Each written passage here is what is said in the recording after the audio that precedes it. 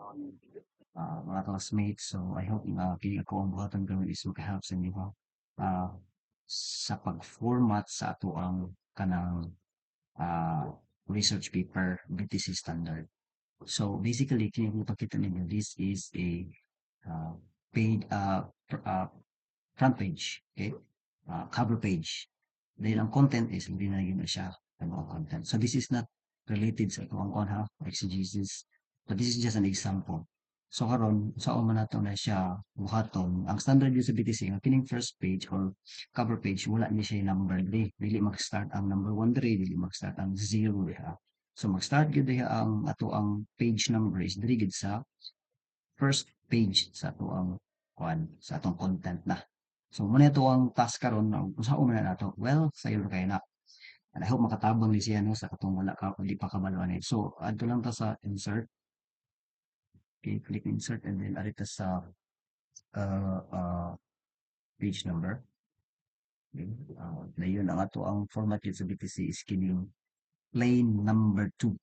Yun na siya. So here nakita nimo diha nga 0, siguro inyuha 1 na siya. So kung 1 na iha siya is diri lang ka sa format. Okay, and diha no?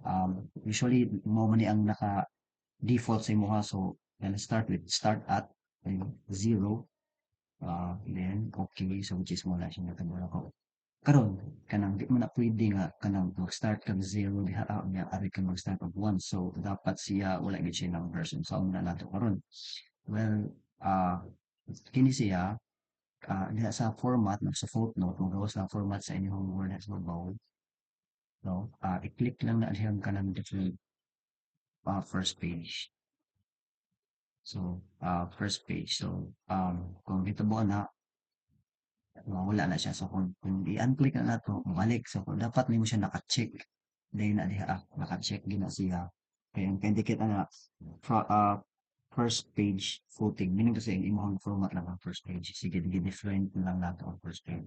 So, wala na siya and then nag-start na ang 1, 2, and 3, and so on and so forth. And I hope maka-help na sa inyo. And